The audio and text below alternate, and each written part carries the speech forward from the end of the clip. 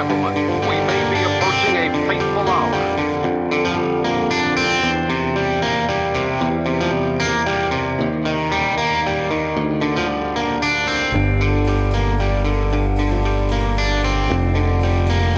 And all ye witnesses have given me great joy and satisfaction.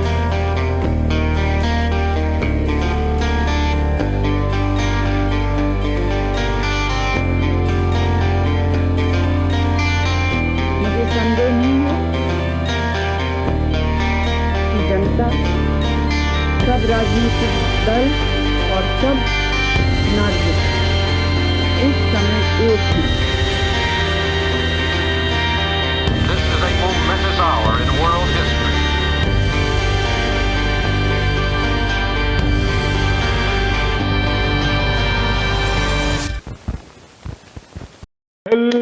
Hello, welcome back to Pantsless Tables in a very special, one of a kind, I guess, stream for our Call of Cthulhu series, The Mirth of Things Below.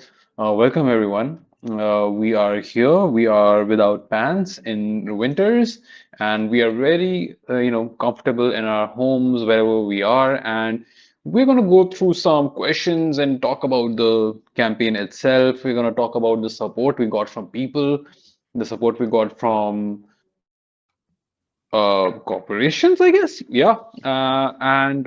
We're just gonna get right into it. I'll just start by telling you guys who I am. I am Amaan. I was the keeper for this campaign. It is set in my homebrew world of Ispatpur, which is inspired by like 1930s, 40s industrial India. And this was a playtest for an adventure I'm writing as well.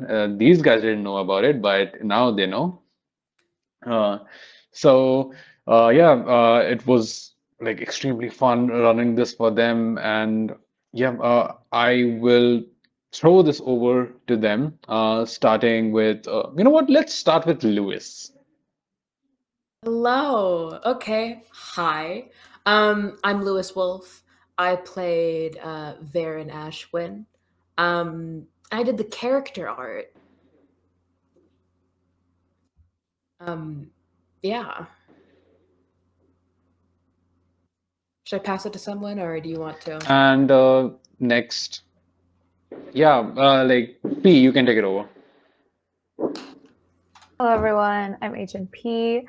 I played Durga, and it was a phenomenal time, and also the first time I cried on a stream because of a game.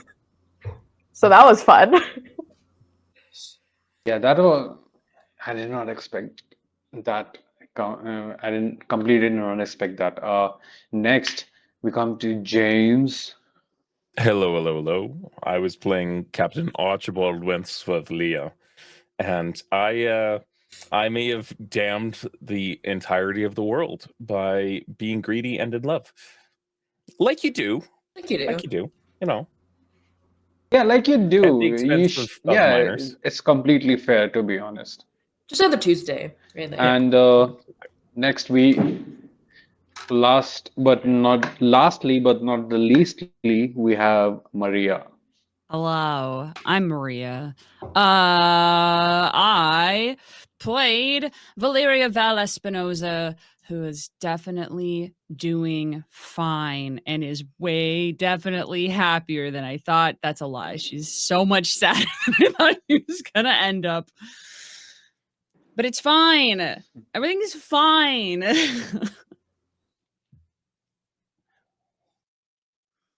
Okay, let me just start by saying that I just said like, okay, I'll run this campaign just on a whim because Steve was Steve was running this 48-hour 52-hour charity stream that it does every year, and I was like, you know what? If you hit this goal, I'll run a Call of Cthulhu series.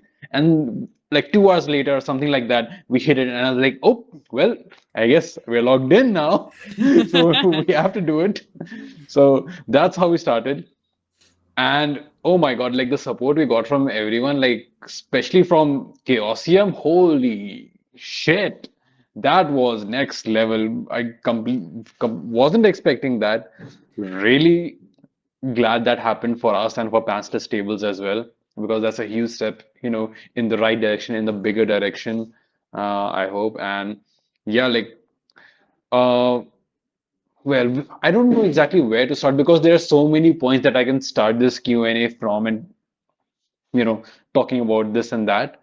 But let me just start with, hmm, okay.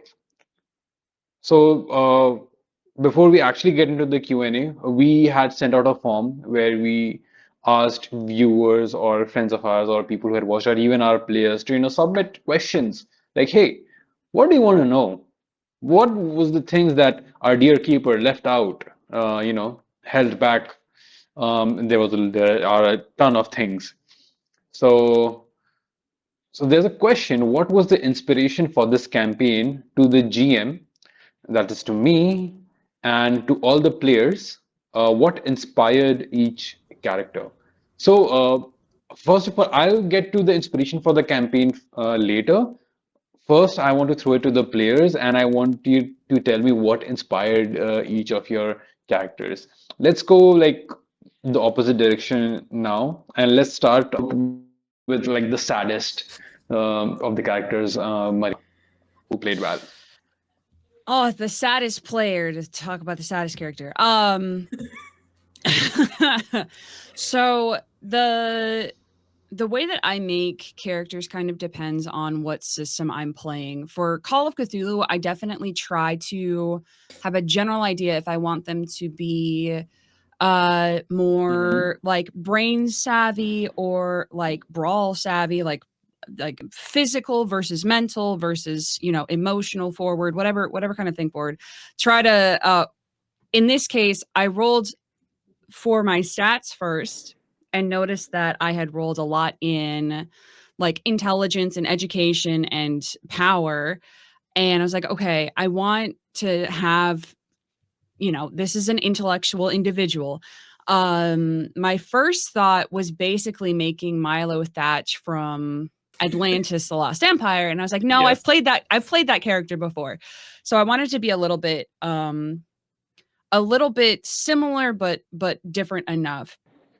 And the only other thing that I knew I wanted was that I wanted them in some capacity to be like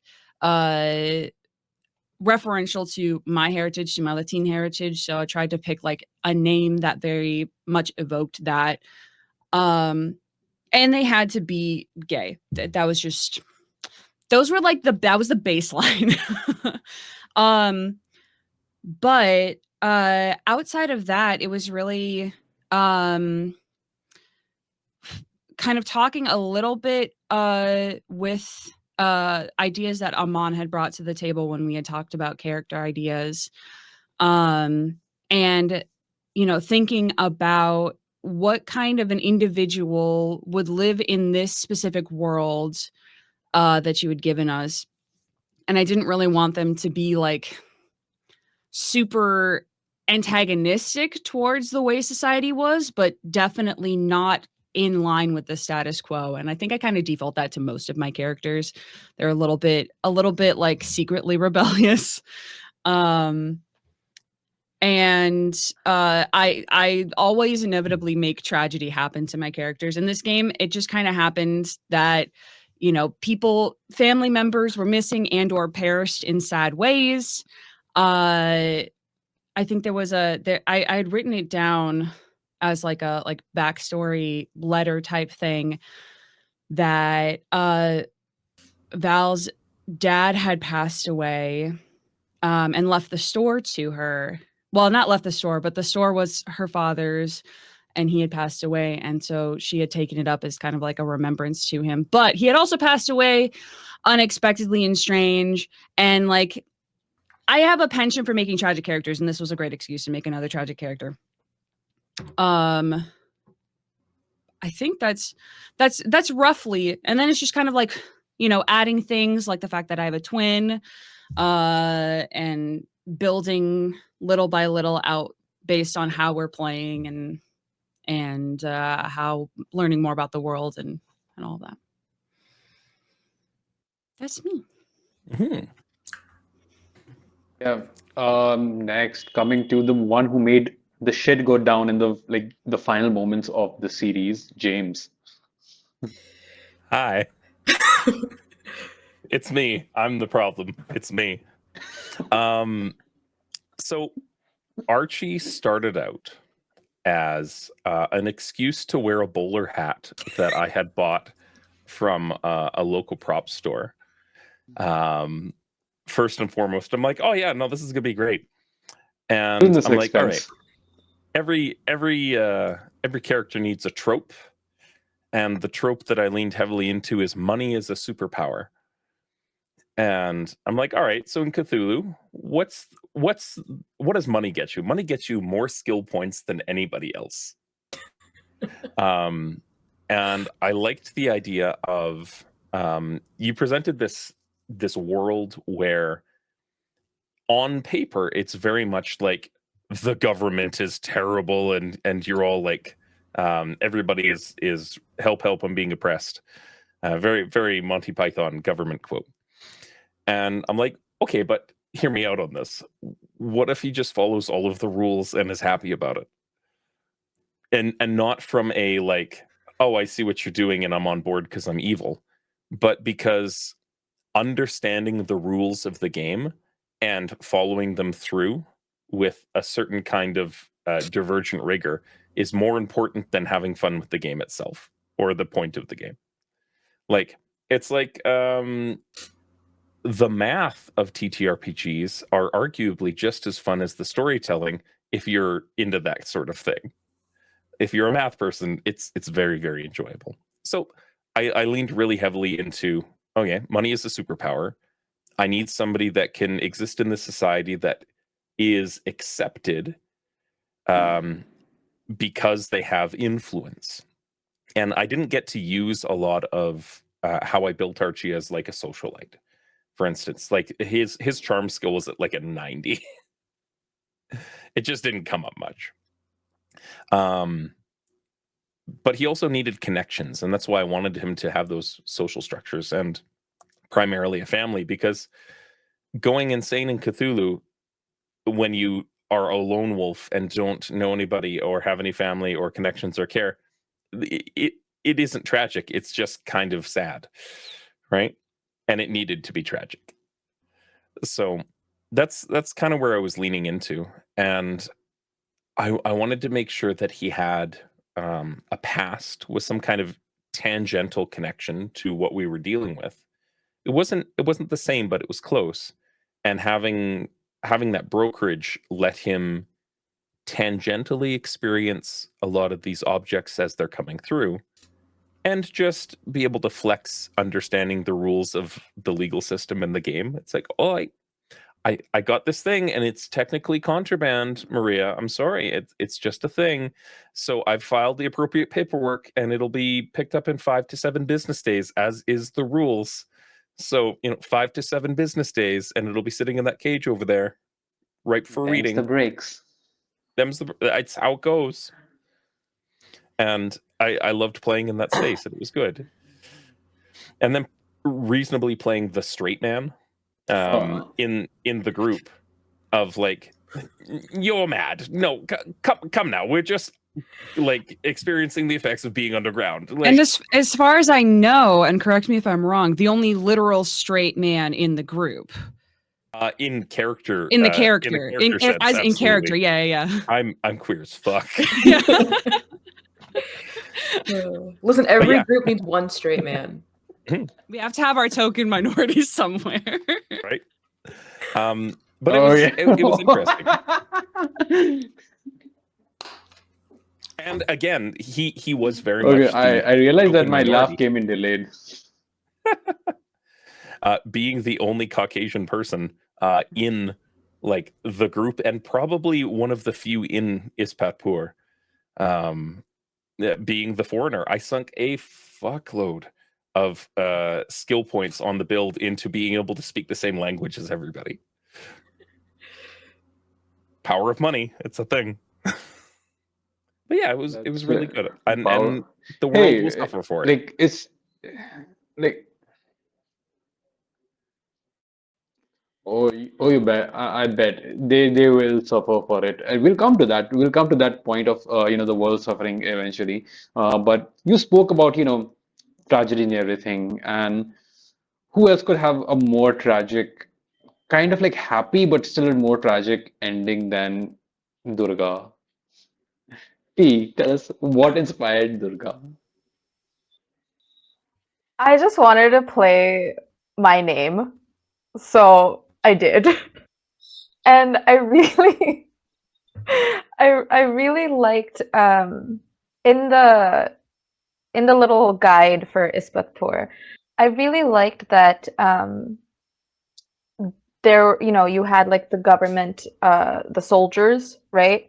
And they were like a big force, and then families of inheritance are also like a big uh, part of like decision making or things happening in Ispatpur. And I like the idea of playing someone who was born into that power and saw the negative effects, or in this case, Durga's dad was straight up kidnapped and their family didn't really talk about it. And just that thing of like, okay, maybe my entire childhood or like my life was somehow wrong, and that leads into exploration of like, what happened, who am I, what do I want, and that culminating into them running away, and then subsequently coming back as well after the events of the underground. Kind of like there were two forces into like them coming back. One was seeing their father and at least like, trying to be like, okay, I somehow maybe could save him. And the other bit is, well, I was born into privilege. Let me see how I can use that privilege to benefit anyone else at that point. And in terms of what Durga It's so was fun an that appraiser. like the sorry, Go ahead. No, go ahead. Okay. continue. Durga working as an appraiser was also just continuing off of like what. Sorry. It was continuing off of what Durga's dad did, or like trying to find answers as to what happened with their father. We didn't really delve into a lot of like Durga's profession. I would like to like, go into that era, or like what had happened, or at least flesh it out a little bit more. But like I hadn't really given it much thought. But I loved playing Durga. It was really fun.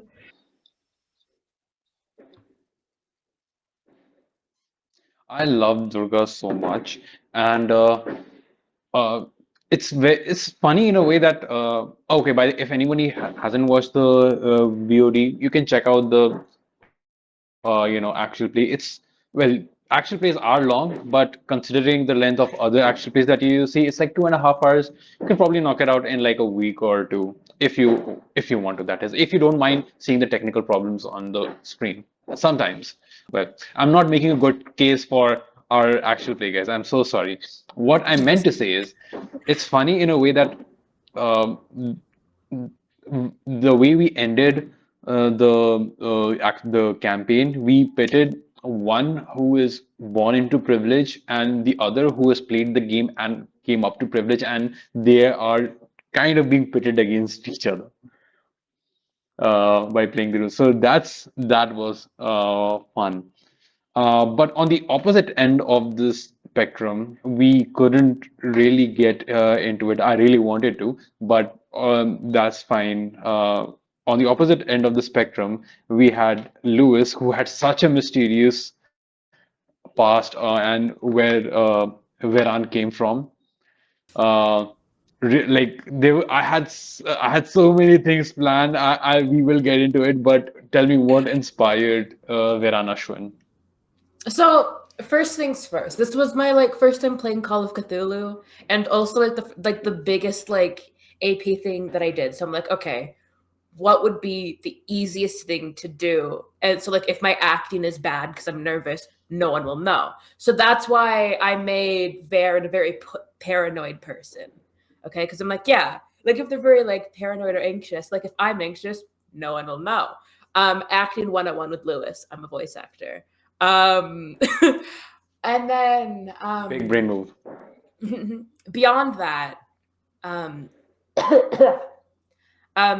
I wanted, because like I'm disabled, so it was very important for me to like, especially in like a horror setting, because I think often disability in like the horror genre is mostly like, oh, like the disability is the horror, and like Varen's not experiencing eldritch horror because they're disabled. They're experiencing it because this is just the world, you know? Like the fact that they're disabled is not, you know, as significant as I think it often is in media. And I also wanted to be like, okay, they're disabled. How do they navigate the world? So that's why I also made them an inventor. So like, you know, they made their own wheelchair, which we did explode.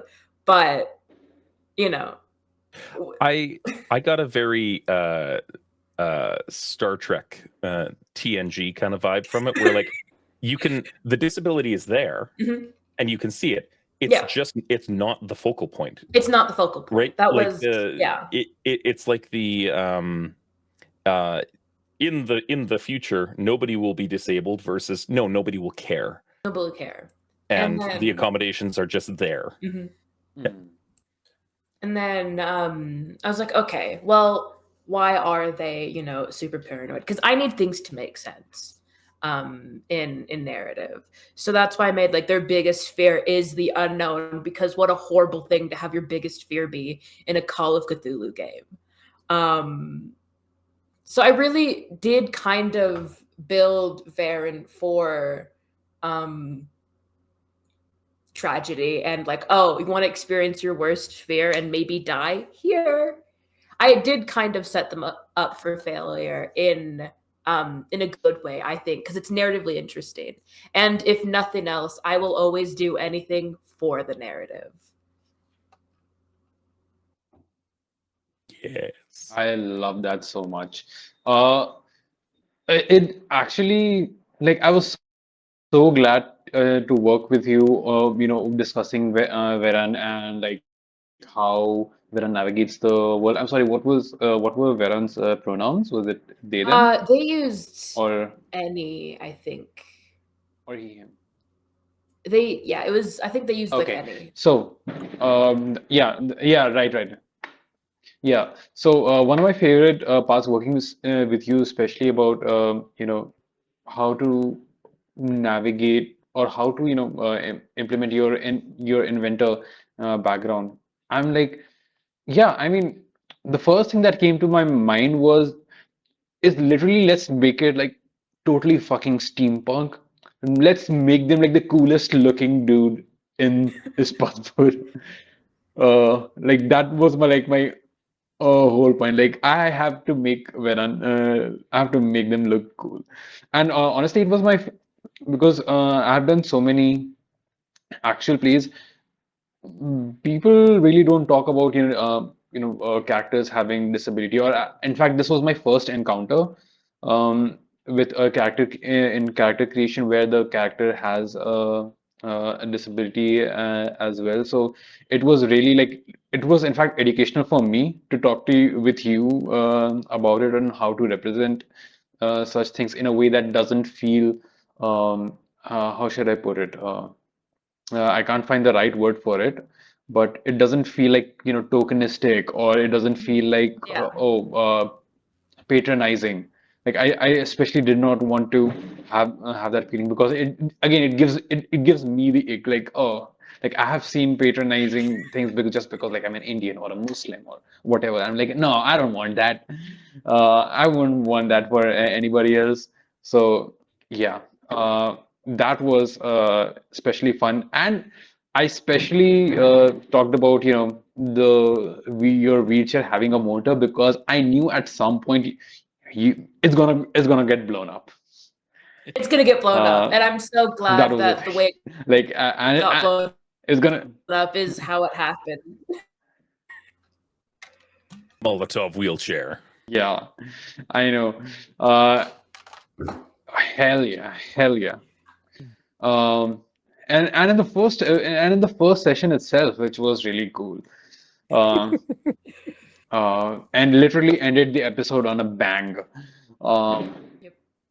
but like sort of coming around to me, like what was the inspiration for this campaign? Honestly, the first thing that came into my mind was the title of the campaign. I don't know where, I don't know if I heard it in a dream or the phrase I just came across that phrase or just heard it or just put together these words. But the mirth of things below, just like those words came to me like, huh, this sounds slightly cool to me. I wonder if I can make a entire campaign out of this phrase. Like literally, that was like the first thing that came to my mind. I knew I wanted to set it in Ispatpur. I knew that Ispatpur has hills around it, which has thousands and thousands of years old beneath it. It's sort of inspired from Nalanda University, in fact, in Bihar, because underneath those hill mounts are like entire. There's the entire University of Nalanda, which is like the oldest university in the world, one of the oldest universities in the world, like thousands of years old. So I'm like, yeah, I want like structures beneath my hills, and like the mirth of things below came into my mind. I'm like, let's make it an underground situation. And then after that, I knew that this world and planet is set in like a kind of a shared universe of mine, where there is connection between all those different kinds of campaigns and different kinds of systems that I'm running. There is a thinly veiled, like kind of a Cosmere kind of a thing going on. So I'm like, huh, what if there were monsters and species interlapping between different kinds of worlds. And what if we made like, okay, an Spatpur as like a connection or a nexus point for one of those places? And yeah, so that's how like I made the connection. Oh, maybe they don't just travel. Maybe they don't just travel to some like a hill, a place beneath the hills, but literally travel to another world or like another realm or another place beneath Ispatpur. So that was my thing. And let me ask you this before we go into the other questions. Can you it's a very like there's a very simple answer for this. Can you guess what the monster was? Very simple As in, answer. like, Friends we made along the way. I mean, you're not wrong. It was made up of Yes. friends we made Yeah. along the No, way. no, no, not the friends we made along the way. Friends we made along the way. Are you Yeah, saying the monster was which, literally made of friends made along the way. I know, yeah, I'm talking about, what there is a name for that monster, and it's right on the nose. And I'm not specifically talking like broaden, just don't be stuck in Cthulhu, broaden your mind. Like think. It's a very simple answer. And I gave plenty of hints. I wonder, because it was very much a like a Hydra type thing. What with the bigger limbs and bigger limbs and bigger limbs. But I got real Tooth Fairy vibes from it, where it's like everything is bone and things are melting, and then it's like run fairies run, and I got that was I like with the way the people were described and the artwork that I've seen or that we've seen. I got like Wendigo vibes, Mm-hmm. where there's just like pale, sickly skin and just You're not teeth wrong. in the ears. Yeah. So, funny. The drawing I shared. Oh fuck. We weren't. We aren't able to share the drawing on this stream, I guess. But we'll figure out a way. We'll post this in the group, in Yes. the chat, or wherever on the socials. Uh, the monster that you saw wasn't the actual monster. It was just like a sort of a murti or a statue made for like to be prayed to, kind of a thing. It wasn't the actual monster. It was just made of parts of people. And so in order to like represent their god. Um, you guys remember, and obviously the monster had inspirations from like it. I did was inspired a little bit from the like how Wendigo was described and the, like fairy kind of thing. But uh, the actual hint is in the phrase that everybody was singing.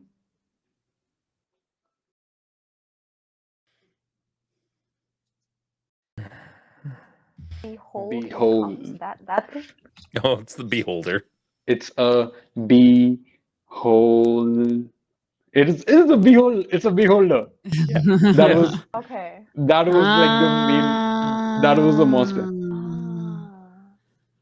Because of all the I In the see final it. episode, when I asked you, like somebody was when somebody was following you, it was like I told you, like there's a huge eye behind you, Yeah. and like there's snake-like limbs protruding from the body, with each of them like having an eye socket and like a Oh, huge yeah. mouth with fang-like And see, teeth. I went That's how he described significantly it. more body horror than that. Yeah, I went was thinking like significantly more. bloodborne creatures, like because there's some No. deliciously No. visceral. No, it definitely And was. I'm just saying, like the kind of like the mechanical, the main features of it was inspired by the Beholder, or it was the Beholder, Yeah. but a significantly I more like it. is significantly more icky Beholder, like a like really icky, squelchy Beholder. Mm-hmm. I will never forget bone juice. Bone, Yeah, bone juice. And juice. like Oh, bone juice. Eh. No, was it Bone bone juice or was it juice. bone milk? Bone It milk. was bone Oh, it juice. was bone milk. You're right. Nope, you're right. Was it Because milk? milk is good it for was bones. bone milk. Oh no. Mm. Nom nom nom nom nom nom. Yep, it was calcium. That's why you get calcium. And melting eyes and whatnot. So that was another inspiration for my campaign. Like I wanted to literally join worlds, and like Maria's Val's backstory like gave me a lot of inspiration of like, hey, this could be like a beholder and elves from a dying world. So they are literally from another world. They are from a dying world with a red sun or a sun which has exploded or has gone or is going supernova. So that was kind of the thing. The main adventure that I'm gonna write is gonna have a different thing. This was just like I was inspired by Maria's backstory, like just one aspect of that red sun. So like I just made it into a thing. But the main adventure is gonna be slightly like tweaked. So it's just not the same thing over and over again. Yeah. But yeah, that was the main, and like the creatures below, they were elves. They were Yeah. elves. Picked Just up on that. elves who have been living underground for thousands of years now. And like who have lost their hair, who have become pale, gray skin, and just just gone mad. Mhm. I like it. Mhm. I was here for it. Yeah. 100%. So that was like my little inspiration for the campaign. Coming to the next question though, which NPC made the best impression for the players, for you guys? And by impression, this person means that it can be any kind, like it can be scary, it can be horny, it can be others or whatever. What was like I realized we didn't have a lot of NPCs, I will admit, so you don't have a lot of choices. Although you can go into your, what do you say, cold opens. I mean, the kids were role played nicely. Oh yeah, I was gonna say the kids. That was a nice Yeah. touch. And again, just the Oh, scene thank with you. Archie's wife at the end there, it set everything up to be incredibly tragic at the end because she doesn't know what she wants. She's dead. Oh. Like we'll fix that. Just step aside now. We're gonna fix that. Oh, That was really well done. Yeah. Oh man. Thank you. Yeah, I think. Um, Oh, No, you okay. go ahead. Lewis, I think whatever. I realized you weren't. I realized that Lewis wasn't there for like 2 sessions, but yeah, Lewis, please go ahead. Yeah.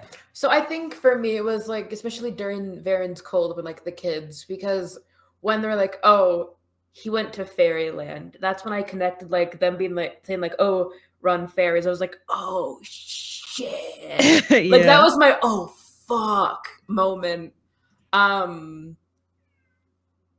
And I think that because I wasn't there for 2 sessions. Oops. But it did show like a different. I think like the cold open showed like a different side of like Varen and how they interact with people. Like they did like care about the kids. Yeah.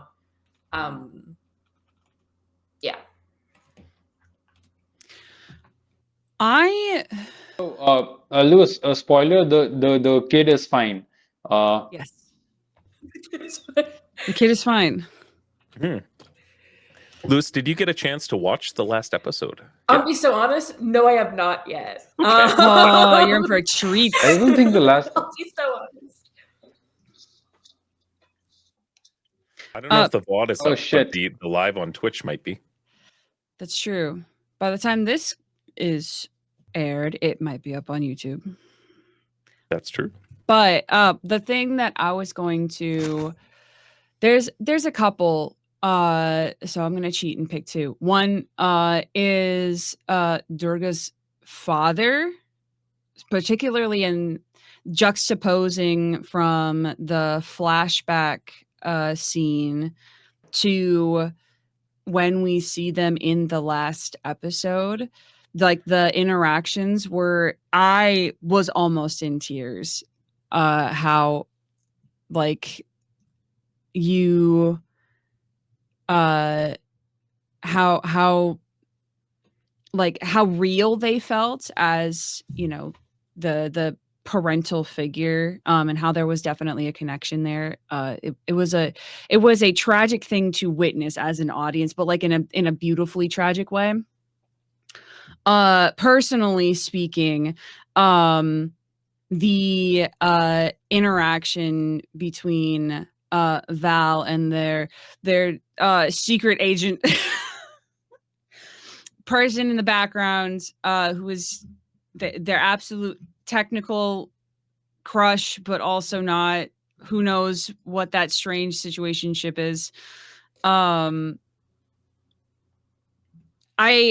I think the thing that I was going to save towards the end, but the thing that really surprised me and delighted me was in the kind of setting up like back flashback scene for Val,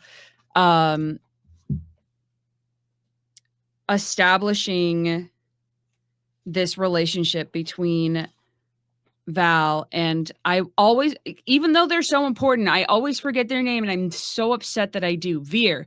Jeez.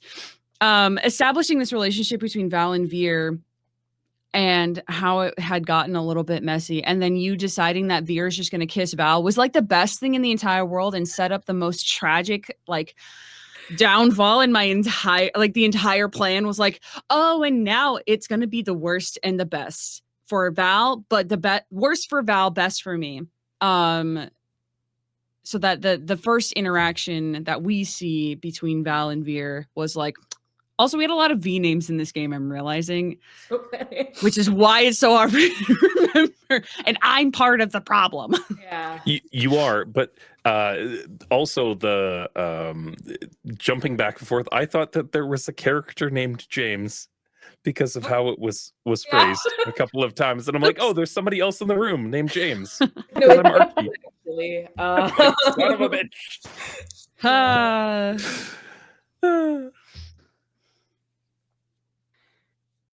Also, the P, what about you? Oh, the question was fave NPC, right? Delay. yes. Okay. Hey, if someone had, I don't know if someone said it already, but Steve Steve. was a Steve. great NPC.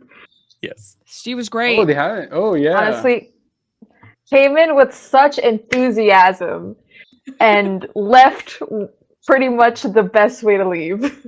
Yeah. Getting killed? Question mark.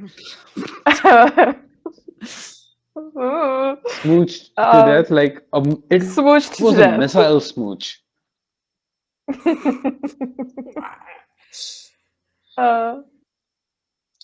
I think another like other NPCs that Yeah. really stood out to me were the kids, all the kids. The kid that was associated with Varen, the Archie's children, just all the kids, just lovely, lovely. It was a well laid out Nice. Sorry, James, you were saying. interaction. Yeah, I kind of flip flopped a little bit on what that relationship was going to be with the kids, and because Amaan set us up for a really wholesome, like, oh, we can be happy, we can save the day, we can do the thing, and everything we'll get a happy ending. Nobody gets a happy ending. It's Cthulhu. It's Cthulhu. I see your presentation and I humbly decline, sir. I choose misery and tragedy and drama.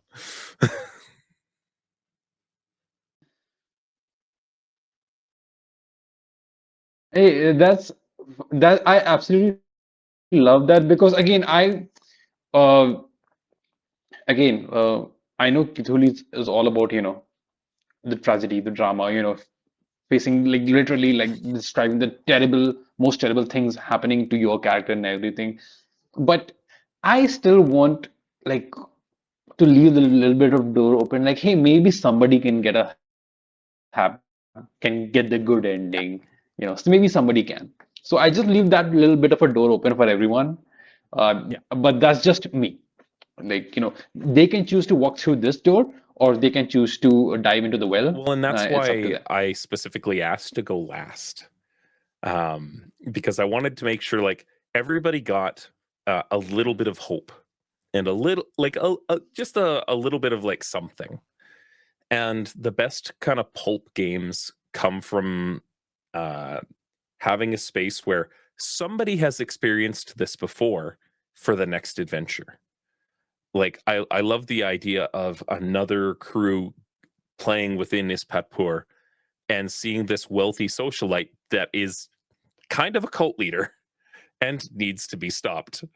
Like that's just good immersive storytelling at that point. Hell So. yeah.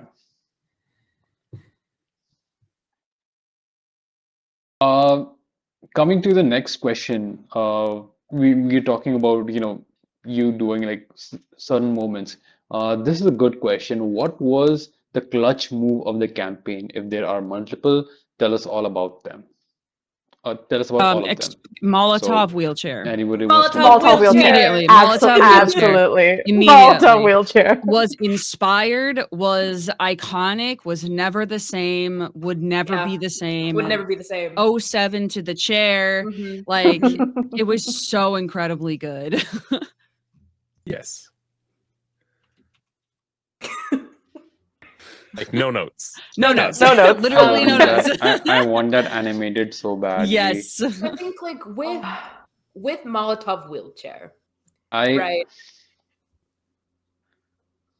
Without it, we wouldn't have had bone milk, and Exactly. So I think we would That's have all true. been worse there's off a domino because of it. effect, and I think that like the wheelchair, that was like Varen's like main way to like get around, like that was their like main mobility aid. So I'm like, okay, well, what happened if they didn't have it? Like, what happened if they didn't have it? Oh no. It's like, okay, how are you gonna navigate the world then? But like, okay, That like, would be because so they bad. that'd be so bad. Oh no. Oh, no. But because of Molotov wheelchair and like sent it to like save their asses, like it was a necessary thing that like had to happen. But also it's like, oh shit, because I'm like for like I think more often than not, they were like, basically like backpacking people. So it's like, okay, because Varen's biggest fear is like the unknown and whatnot. It's like, okay, what if you had slightly less agency? What then? So I think while it is a hilarious bit, also narratively interesting. And it did give us bone milk, which, It's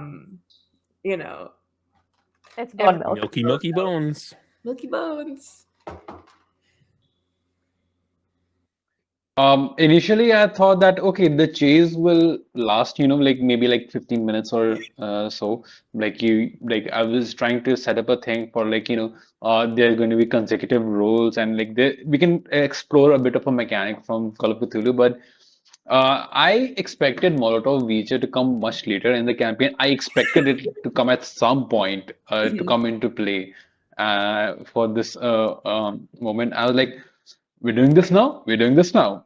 Hell yeah, let's go ahead with this. And it's actually set up so well, actually, for those creatures, for them to melt their bones. I was like, you know what? Let me just take this and let me just put it up a notch and let me make their flesh burn and make them still be alive and still be smiling and still have their bones melt, and make their bones smaller so they can start to like fit in between the grills of the door and all of that thing. I'm like, what?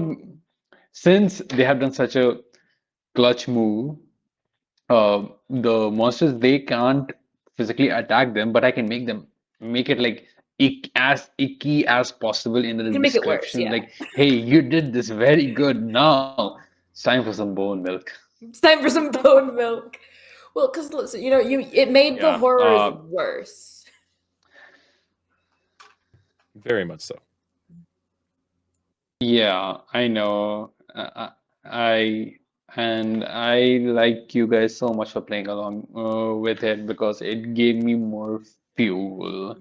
Got milk? Yeah, bone milk. Yeah, bone milk. Anyway, No, you're just giving what's the Steve some opportunities to put some Pantsless yeah. tables merch out there at this point. Bone milk. Got bone milk? Bone milk. Got bone milk? Oh yeah, got bone milk. And with that, a creature art that I made, like got bone milk and that kind of thing. It was literally from that moment itself. Oh man. Again, question to all of you guys: if you could play again in the same world, what kind of character would you pick? This is for the GM as well. If you have to play here, what would you pick? I'll think about it first. You guys go.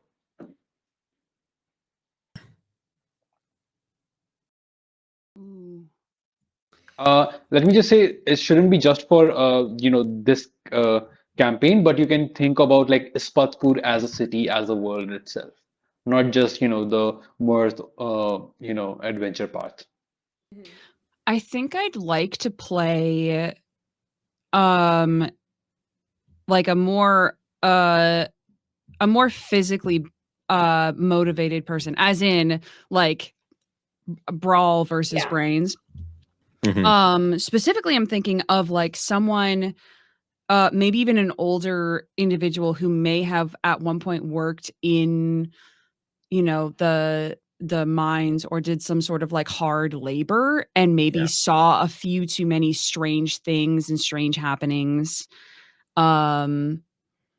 Conversely, a very well-to-do person who has never lifted a finger in their life to do anything. The two opposite ends of the spectrum. Very wealthy, privileged, kind of snotty, snooty person who all of a sudden has to deal with the horrors of not only, average life, but also Cthulian, Lovecraftian, or whatever eldritch horror, or someone who's really been down in the dirt, literally speaking, where horrors are every day, and this is like, oh, this is new.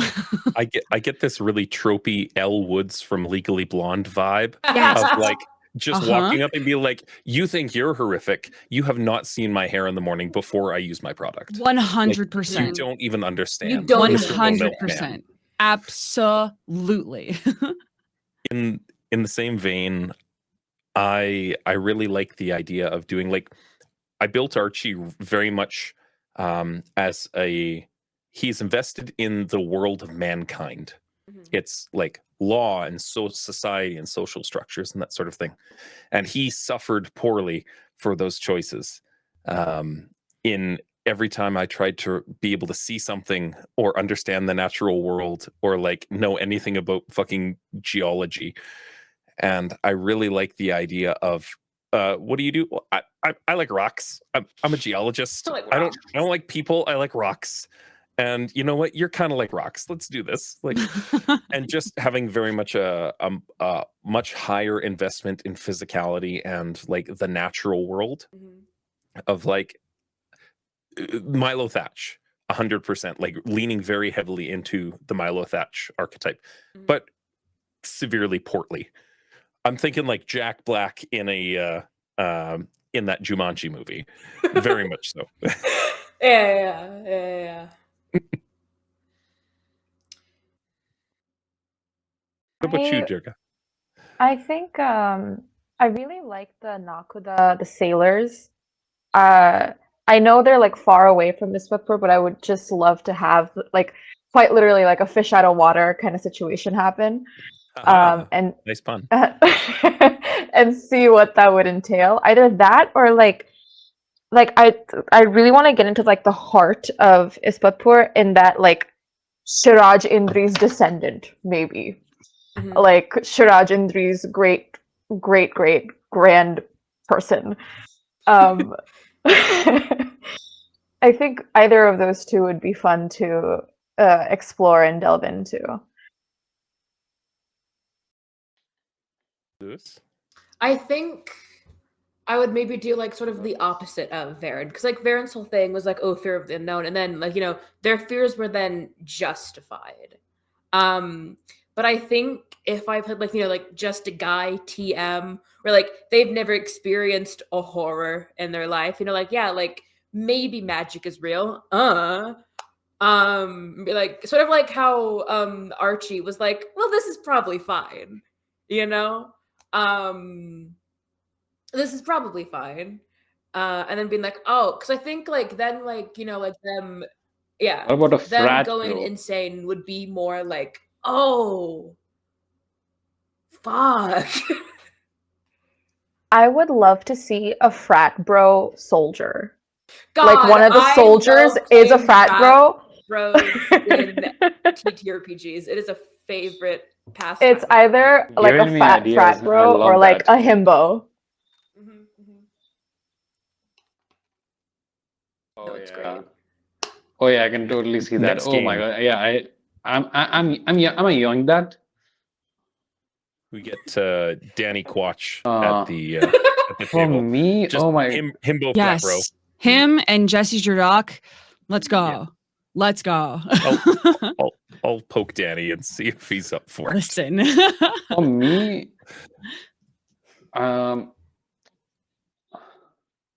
for me, honestly, the kind of character I want to play is more like Hoyd from the Stormlight Archive or the Mistborn, whichever you choose. If anybody knows, they're basically world hoppers, and they always play either like this like sort of musician, or they're a beggar or somebody. Like I would rather like play some. I would rather want to play somebody like Veer.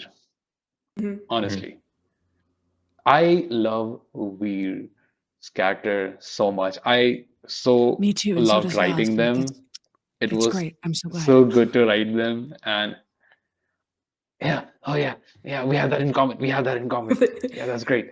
So yeah, I definitely want to play like somebody like Veer in Ispatpur. I think that would be quite fun for me to play as.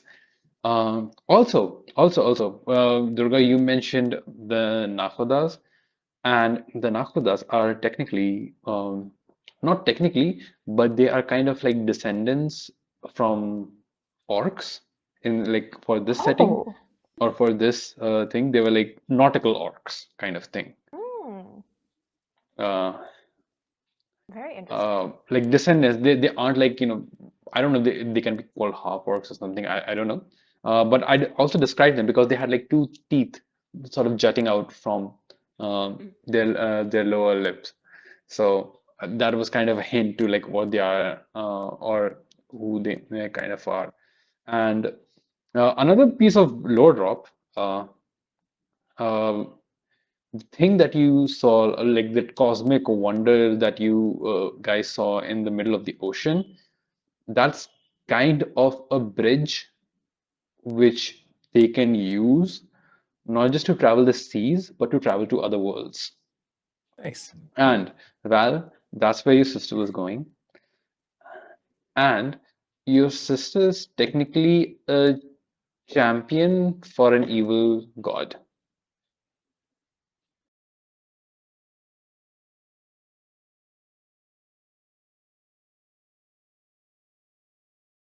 Be like canonically present in like one of my future like fantasy based like either Pathfinder or 5e mini campaign or mini arc if and when I try to play that run that, your sister is going to be canonically present in that.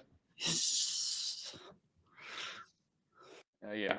And it. so technically like yeah like Val also Val or their memory will exist in that other campaign, so that's going to be fun. um and like I really love the concept of writing in Nakhudas because like I literally came up about uh, those seafaring people a week before sending you guys the primer. I'm like, That's so real. what can I add?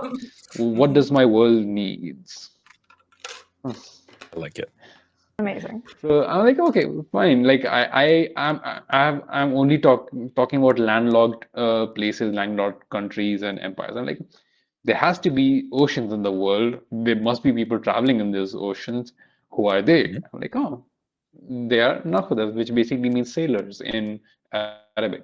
So that's how I came about it. Uh, all right, so that was a bit of a low drop. Uh, and another question I want to ask all of you guys is, oh wait, no, I think, yeah, what was your favorite moment and what was your creepiest moment for each of you? Oh, Molotov wheelchair. I think was my favorite. Yeah. The creepiest. I think it was sort of like, I think it was sort of like, I don't think there's like one moment that like I can like particularly pinpoint, but it was like sort of in the background, like me connecting all the dots of, oh shit. So I think just the campaign as a whole, really. Sorry. The creepiest bit, the my favorite moment out of everything was Val and Archie had thrown that stone into the water, rigged up to drag us to the bottom. And everybody just like going through and starting to have visions of like what's happening as they cross that threshold. And like that bated breath of like, okay, but resolution, like we're at the bottom of a lake and we're now attached to a stone at the bottom of another lake. Like now what happens? And then we surfaced and it was fine. And I'm like, all right, yep, tension release. This is good. I like this. But it's very much it was a good setup for everybody to have that internal hallucinogenic moment, because you are deprived of oxygen and your brain's going to do weird things. Of course you're going to see your dead sister. That's going to be a normal thing. Going to have a conversation with your dad. Durga almost Absolutely, died. 100%. Yeah, the almost did not come out of the water. Yeah. That's how the dice roll. The first moment where we were being escorted to our demise by people who wanted to eat us, and the person who was leading us, who I have somewhere in my notes, who got like just chest bursted, and then the first time we heard your fucking voices God. for these monsters, The creepiest thing. Yeah. the introduction of these creatures. Should I do it again? No, I no, mean, I'm please sure don't. that anybody who wants to know can go and find it. But like just establishing how absolutely like otherworldly these beings are from the way you described how they moved, how like comparing their limbs to regular limbs and how it was not helping, but it helped with like visuals, and the way that they sounded was just really set the tone for, oh, this is actually going to be awful in the best way possible. Thanks, I hate it. I think even the descriptions of when we get up close, when we were up close with them, you know, them wearing the skin and the skin being stitched in with hair, I was like, no, I'm tapping out. It's good, it's great, but I hate it. Just the like Amaan's just the voices that came out of Amaan's mouth was voices, just the things that come out of your mouth. And sentence. And sentence. That was definitely the creepiest. Mhm. But absolutely wonderful. Mhm. Definitely talked about it in therapy.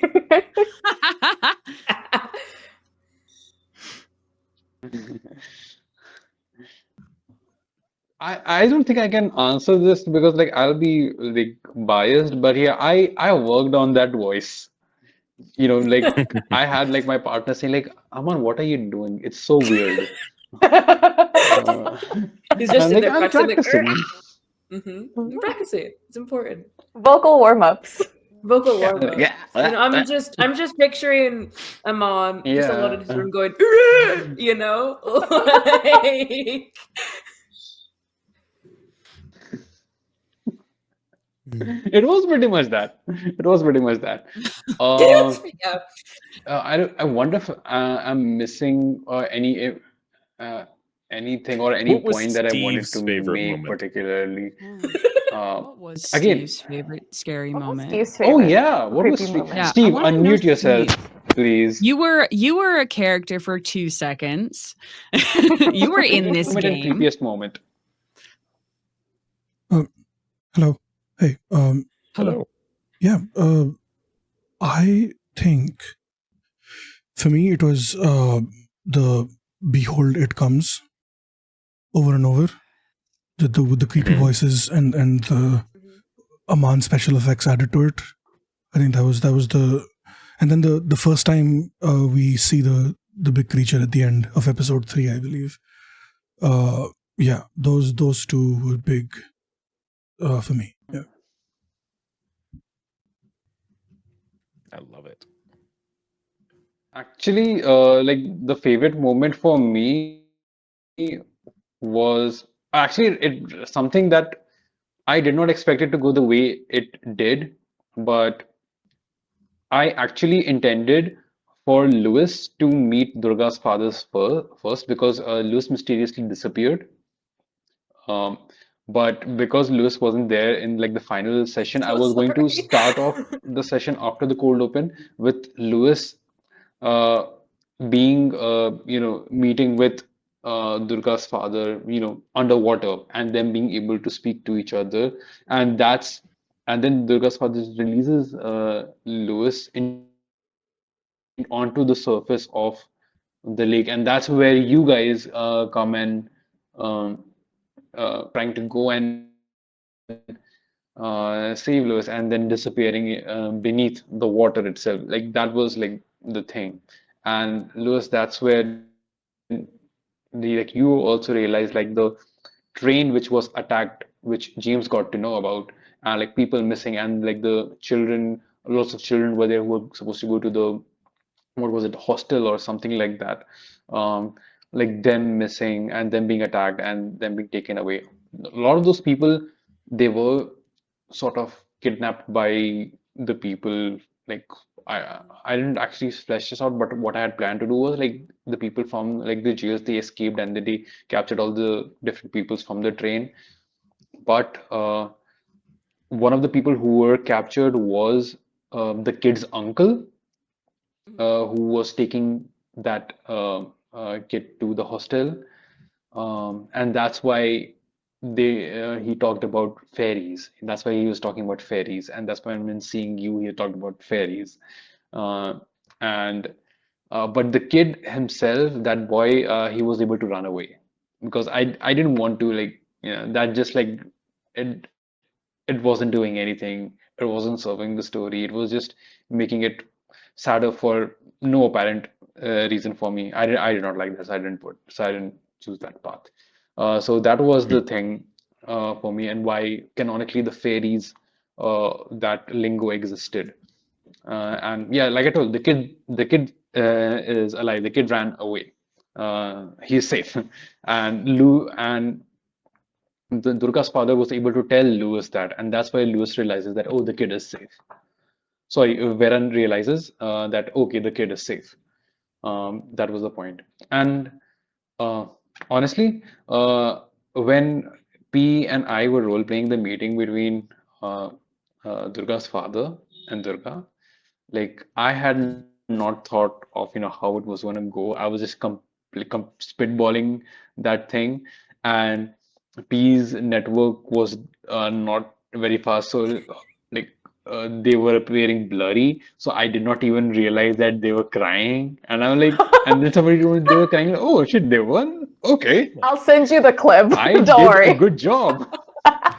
It's one thing too. I appreciated you stepping back from that kid being harmed, given we were fundraising for Make-A-Wish through all of this, and letting the audience participate with everything.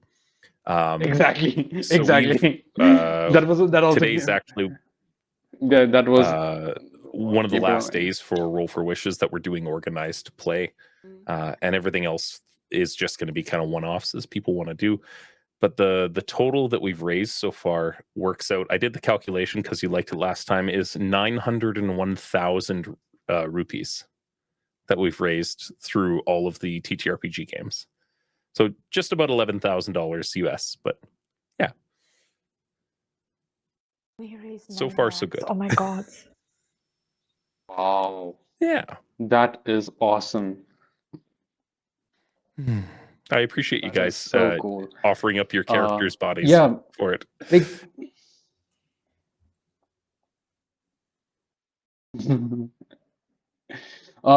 also another thing, like the way our campaign ended, it sets up perfectly for like a two shot or like a one shot or a two shot in the future. And I really, really want to see like a kind of showdown between Durga and Archie.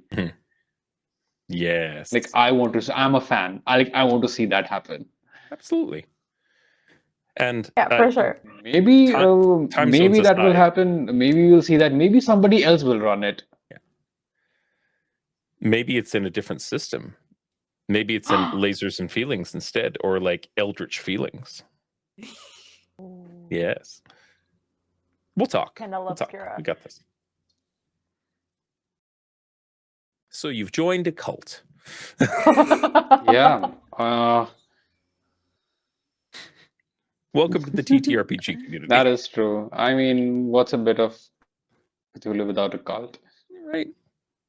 It's just window dressing. Yeah, it is a cult. Also, yeah, just a window dressing at this point.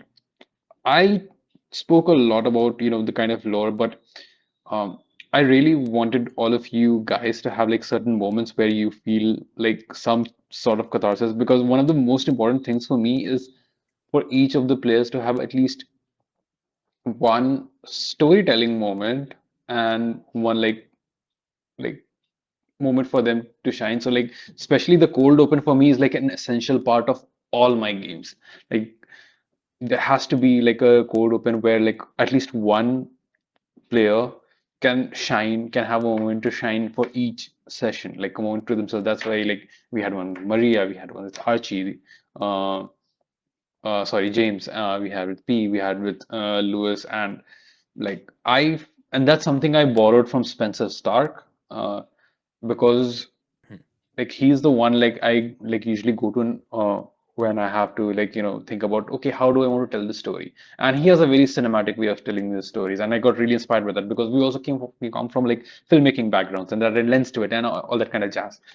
So was especially inspired by that, and also people like Connie. Honestly, like Connie is such a brilliant storyteller, and I got to know about them after like such a long time. I was like, oh my God, I've been missing them for so long in my TTRPG watching life.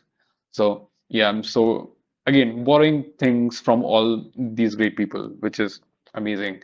Um, a lot of the things were not planned. Honestly, I'll be honest. I don't plan much more than one session ahead. I I'm otherwise it just fucks with my brain. Because things are gonna go awry, things are gonna go sideways. Uh, I had a broad outline of certain things that will happen, or certain not beats, but certain things that need to go down for certain things to happen. Like for example, the congregation of elves, singing to the beholder, like it comes, and all of that, and the way of for you to escape, start trying to set that up. Those things I had broadly set in my mind, but the rest of the things it was complete. I was like, let me just run it by, let me see how this works. If it doesn't work, I won't put it in the adventure. It doesn't need to be there, it's not essential. But if it works, it works. So yeah, I'll have to do a bit of research and rewatching this and see like, okay, this could have been better. This did not come into play. Oh, why did I put this? This does not make any sense at all. That is Some things I just put for feels. That is one of the benefits of having recorded games as a GM. Yeah. My note taking has significantly declined, even worse than it would have before when we started recording all of our games. I even record home games when we use VDO now, just using the internal recording settings, so I can go back and be like, all right, what did I name him Steve, or did I name him like Sleeve? Like Yeah. I think that's one of the things that I wanted to commend you for, though, Amaan, is that we threw a lot at you as far as like being able to react to our shenanigans and us being the way that we are, and like pivoting to make the story and the world still feel like full and thought. Like the best way to GM is just not letting people know how much you did and didn't plan. And I think you did excellently, because I couldn't have told you what I couldn't point to what was planned and what wasn't planned in all of that. And I think that's what's so brilliant about it, is that you just rolled with it and said, fuck it, we'll find out, and it turns it into something that is so organic and so like raw and real. That I really truly enjoyed how you ran the whole game. I have one criticism and complaint about the whole thing. Steve was completely improv. Steve was our only complaint. Steve was our only no. It's that you gave us the primer for Ispatpur, and you have this world that is super interesting that I want to be in. And you son of a bitch, aside from the cold opens, we weren't there. We were in a cave. I want to go back. I just want more. I want more of the city. I want to go in and see the weird politics and like the day-to-day horrors. I want to see more of this thing. You gave us a little taste, and you're like, and no more for you. And you now cave horrors. You go in your cave now. So next time. On more Ispatpur. My dear, more it's called foreplay. I see how it is. No, it's called edging. It's edging. That's more real. Yes.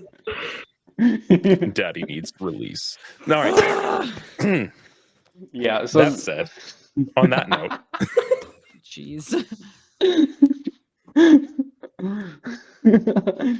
on that note, On that note. moving right along. So, James, uh, James, you didn't talk about what was your what was the creepiest moment for you? Um, it wasn't. I didn't experience a whole lot of creep necessarily. Like the I was approaching it very much from Archie's mindset of like, this probably has an explanation that I'm just deficient in understanding right now, and I'm just gonna go with it because it's a mental barrier. It's a tactic. He's like, there's a lot going on, and it's a reflection of that social conditioning that he has, that being a socialite and having those the high amount of bullshittery skills. It's like, what do I need to roll to lie to myself about what's going on here right now? I'm really good at lying to other people. And he's used to being in a room where maybe somebody's talking about something that he just is beyond his comprehension. Maybe it's engineering, maybe it's medical science, maybe it's something. And just like finding a way through, changing the mindset or changing the viewpoint of it. And that's very much how I approached the character for him here. Is like, there's a bunch of things going on. He's like, oh yes, that's quite cumbersome, and that's rather bothersome, and like, oh, that's very strange indeed. I just don't understand what's going on, so I'm not going to think about it too much. Moving right along then. And sticking to that for the most part. Fair enough. It was being trapped, I think, was probably the most perturbing thing for him, was finally like coming to terms and hearing testimonials from not only the people in the party, but all of the people down there that, okay, well, maybe they're not just like experiencing being down in a cave for an entirely extended amount of time. Maybe that door is actually just not there. I need to leave. I need to do anything that I can to get out of here. And it doesn't matter who's coming with me. He'll endeavor to be a good man and make sure that everybody gets out safely. But push came to shove, he was going to get out of there without you and get back to his family. Like, none of your lives mattered. None of them. Yeah. In any way, shape, or form. Yeah, because we could see that. Yeah. Yeah. Last two questions. This one is for me, but feel free to pitch in. Well, I'll ask you guys to pitch in. Favorite moment with each character. Okay, I'll just quickly state off what was my favorite moment with each of you, and then you guys go ahead and answer this question. What was your favorite moment of or thing of working with each other? We're right at the end of the Q&A, by the way. So my favorite moment was first working with, let me just go about, start with Steve. Was like we completely spitballed. Like I tell like, hey Steve, I was chatting at the sign like, hey Steve, you're gonna play this kind of character, play this bubbly kind of thing, and then I'm gonna kill you. And I didn't tell him how I'm gonna kill him, but I was like, if Steve wanted to, if Steve had to go out, this would be the perfect way to go out. A monster falling from the ceiling, smushing, like really smushing and smooching Steve's character to that. That was like the favorite thing. With Lewis, I mean, apart from the Molotov wheelchair, it was just, us having that moment with you fixing the toy for that kid. That's just I like those kind of things so much. You fixing the toy and like making it even better. So, and that was my favorite kind of thing. With Val, it was like one of the final moments where you leave that letter for Veer in the bookshop. These kind of moments, like they do it for me. Like I love those kind of like wholesome or tragic on those kind of moments. With James, it was obviously you telling the kids like we are going to live forever. I was like, yes, thank you so much. That was it. And with Durga and P, it was just like, you know what? I'm gonna have so much fun torturing them. Let me just say that, okay, when you were a kid, when you hugged your father, you couldn't even touch your fingers when you wrapped your hands around them, but now you can feel your elbows. And I'm proud of myself. I like this moment with Durga. Yeah. So I'm gonna pat myself on the back for that. So that was it. I'm gonna throw it over to you guys. I've got like I really enjoyed the after Molotov wheelchair doing that whole webbing harness thing with Varen. And then the next episode, Varen's just not in a tactical harness that we rigged up. And that was like the first thing that pushed Archie's brain of like, what the fuck is going on? Like a person's suddenly just not there anymore. And a person that has mobility concerns is suddenly just nowhere to be found. Nowhere to be seen. Like, and it was one of my favorite parts of it. And then again, the descending down and having the scene with everybody having their individual interactions with it. I think one of mine was, I think this might have been either the first or the second episode. It can only be one of those two, the only ones ever in. I'm sorry. But I think is when we're talking about cannibalism. And Varen was like, yeah, like, what the fuck? And like, Archie like put his hand on like Varen's shoulder, like, you know, like sometimes it's not like that like easy of a choice, you know, like sometimes it has to be done. I think that was the first one I was like, oh, so Archie's haunted. Yeah, he sees some shit. So Archie's haunted. And then I think Varen checking in with Val and being like, why, like, I don't want to be here. Why are you here? You know, like, this is what's going on. And then I think with Durg, it was like, you know, like they were like together at the beginning, you know, like in like the workshop or whatever, just coexisting, man.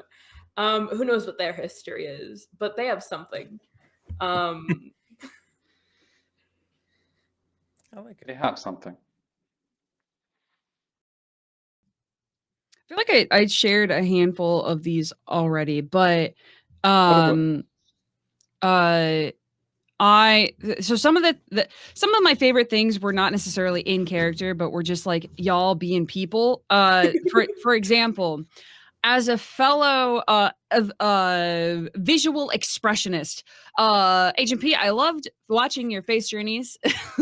When things were unveiled, when terrible things were happening, when fantastic things were happening. Yeah. Like when Amaan was singing the song in the last episode, and I could tell that you knew what was being said roughly, and I'm just sitting here being like, I don't know what's going on, but it sounds probably not great.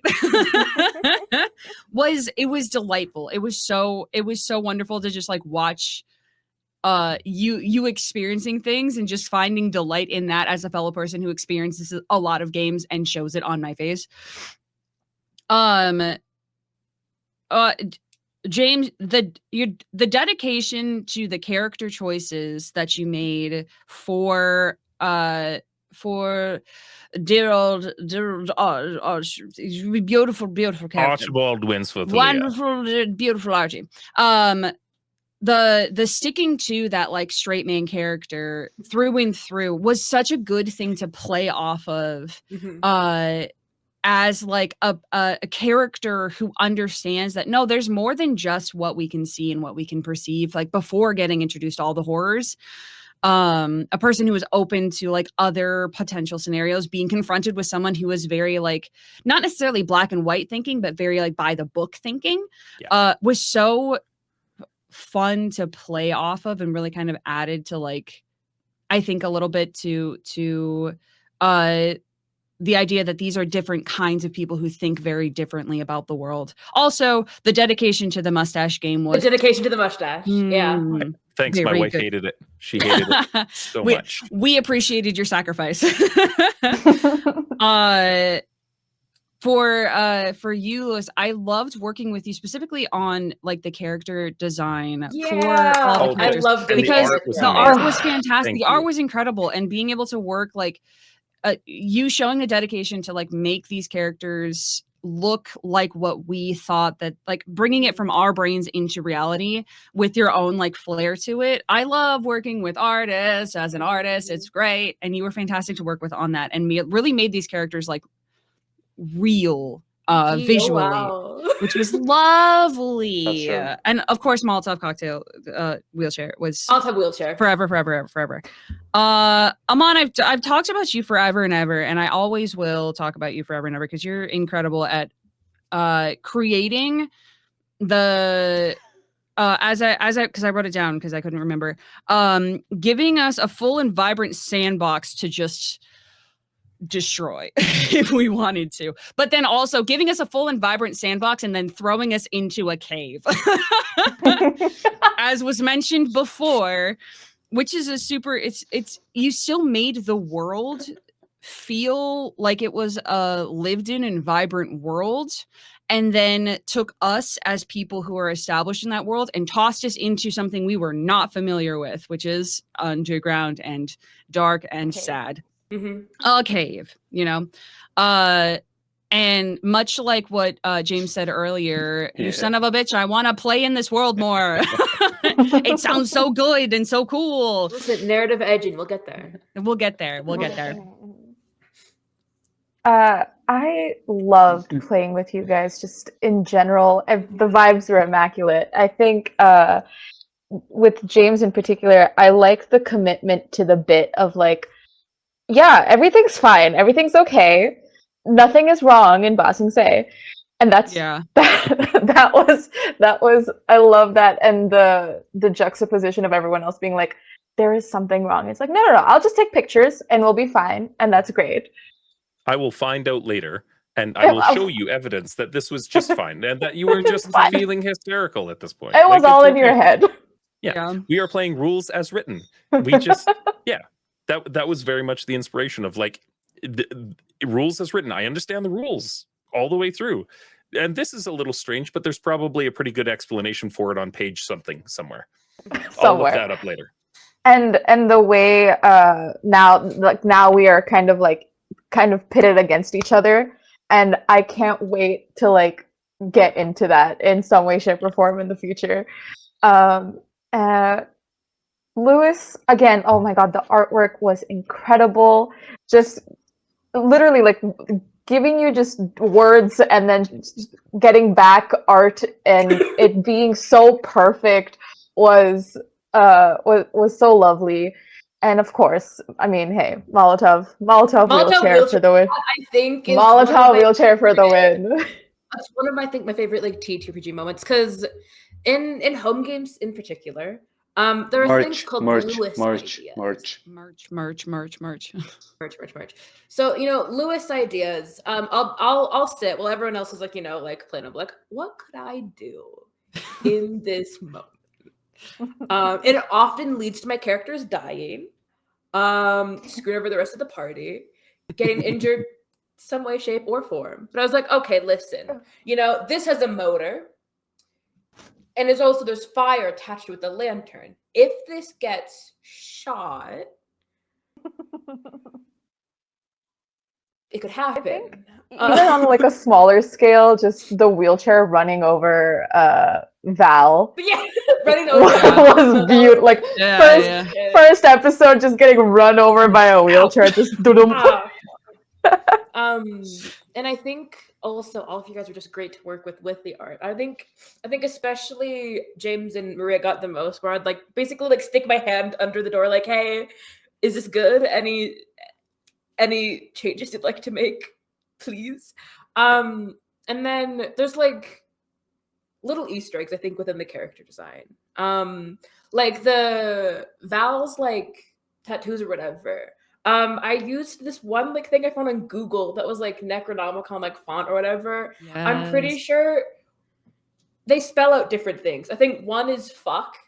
Oh my god, yes, good. One I think is Maria. Some are just random, but I'm like, okay, but this would be funny. That's so fun.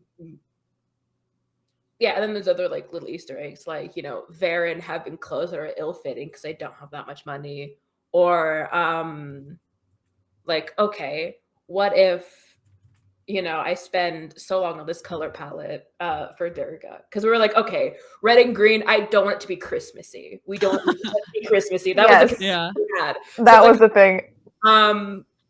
Let me use my color theory knowledge. And then the goddamn bowler hat, that gave me so much trouble. Durga's outfit was so always good. does. Yeah, the bowler hat. But no, I really, because Archie was the first character that I drew.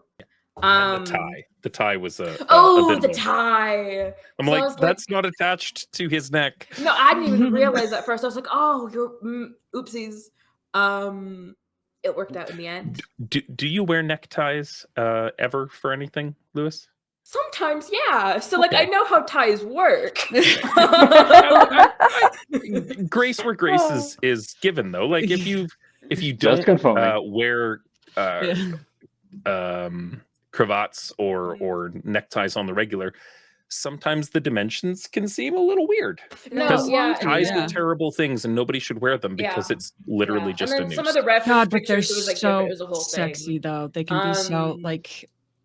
I feel so empowered when I'm wearing just like slightly loose fitting tie with a suit. Like No, yeah. Yeah, you just loosen it a little. just a little bit. Just a little bit. Yeah. And then It's called foreplay. it's Yeah, called foreplay. it's called foreplay. I think Val's character design We was found Maria's type.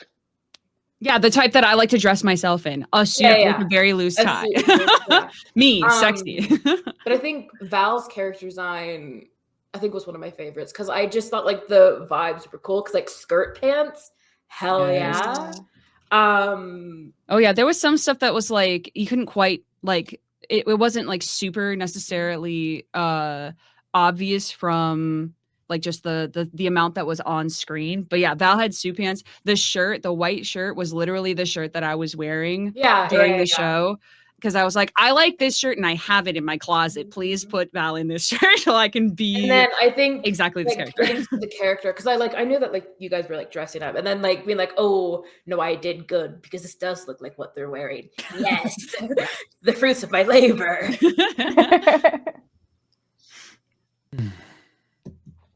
I love it. Y'all are great. Okay.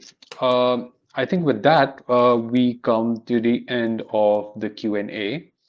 Thank you so much for being here. Lastly, just to close it out, I'll go last. Everybody just, give out your socials, talk about yourself, and then I'll close out. I'll start and we can go backwards. Hello, everyone. I am Maria. I can be found everywhere the internet is sold at Maria Brewista. It's brew like a coffee. And I wear a lot of hats. I'm a media producer. I'm a variety streamer on Twitch. I'm also a small business owner of Goblin Society Games, doing a lot of TTRPG stuff and making things happen. And also the convention manager of OrcaCon, a nonprofit convention based in Seattle that happens every January. So if you want to talk about any of those things, if you want to see me talk and be a loud person on the internet, if you want me to be a part of your projects, hit me up. Yes. I'll grab it. I'm James. I run Logomancy Media out of Calgary, Alberta, as well as the Roll for Beer podcast and Make-A-Wish International's TTRPG division. So any Make-A-Wish based like TTRPG fundraisers that you see online, there's a pretty solid chance I had something to do with it. You can find us on all socials except Blue Sky at Logomancy Media. And on Blue Sky, it's just at Logomancy, because I actually got the name there because somebody didn't claim it 14 years ago. Yeah, we've got a bunch of different charity one-shots coming up, including a Bluey TTRPG that we're doing mid-December over on the D&D Shorts channel. So we've got Will from D&D Shorts, Ted from Nerd Immersion, Chris from Treant Monk's Temple, Josiah, Dungeon Dad, and Colby from D4 Deep Dive, pretending to be parents and children, pretending to be rogues and barbarians, while the audience interacts and donates in real time to change the adventure. With lovely art by Meister Hypester, that is all just cartoon maps and cartoon. Everything's done in crayon for the overlays. It's going to be adorable. Awesome. So, and Roll for Wishes is continuing on throughout the year. We'll just be doing it sporadically as we go. I'm going to be at PAX U with Maria, and we're gonna. I want to get some brunch because I feel like we need like brunch mimosas or something. It'll be a good time because reading Terminal Market looks amazing. If this comes out after PAX, we'll let you know how it was. There'll be an update. We'll let you know. Beautiful. I'm gonna popcorn it over to Luis. Hi, I'm Lewis Wolf. I am a disabled voice actor, artist, producer. I have so many hats. Mostly in audio dramas. Primarily in audio dramas. I've worked on Soul Operator, which combines solo art TTRPGs and audio drama. It's great. I'm not biased, but I am. Fantastic. The Grotto, great horror podcast. All at Sea, I'm producer of that. Rhapsody the Exiled is an upcoming project. It is a retelling of Mary Shelley's Frankenstein. It's so good. Again, I'm biased, but like, when I lie to you, and then other things mostly in the custody of Stitching Catalyst Podcast Network. You can find me at It's Lewis W if you want to hire me for producer things or actor things and art. I do that. My Ko-fi is somewhere on my social media places. Yes. And I'll close out.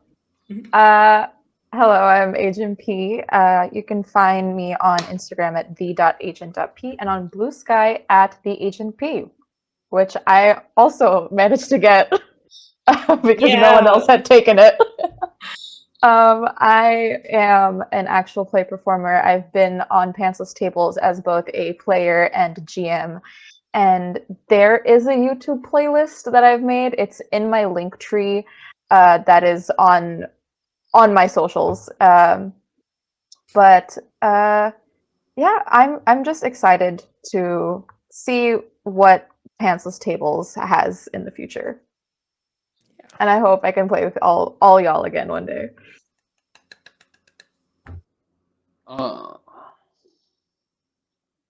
Hell yeah. And lastly, hi, it's your keeper, Amaan, the creepy voice guy. And Pantsless Tables, I can see it growing on and on and on. Pantsless Tables gave me the big breaks, and I hope to repay in kind. And as for me, I host, or rather co-host and produce the Infinite Tavern podcast. We currently, by the time this is released, we have a campaign, mini campaign going on, 5e mini campaign set in the Feywild, which is not deemed by me. I just produced it, and it's it's an amazing Feywild arc, completely homebrewed, but it's really good. You should go listen to it.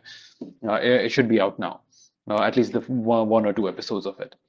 And we have a few other things also coming up in the works. We'll come to it eventually, but one of the things that we have coming up is called God Killer Christmas, which Steve and I are co-producing, and we'll hope it comes out somewhere early part of next year. But no set dates yet, but we'll keep you updated. And lastly, please check out the VODs. If you have seen this without watching the VODs, why are you here? What's wrong with you? Come on. I know you better than that. You can do better. You can always do better. Even if the characters PCs can't, but you can. And lastly, if you're at Pantsless tables, please do not wear pants. Be in underpants or don't wear pants at all. That's fine, because we talk about pants taking a hike, but you know what I would rather want you to do? Do you know what I would rather want you to do? I want you to run, fairies. God damn it, Anna. I hate it here. And that's how we're gonna. That's how we're gonna end it out. Bye bye. The fireworks. Bye bye. Bye bye. Bye bye. Bye bye. There's Bye evil bye. in your Bye bye. heart, Amaan.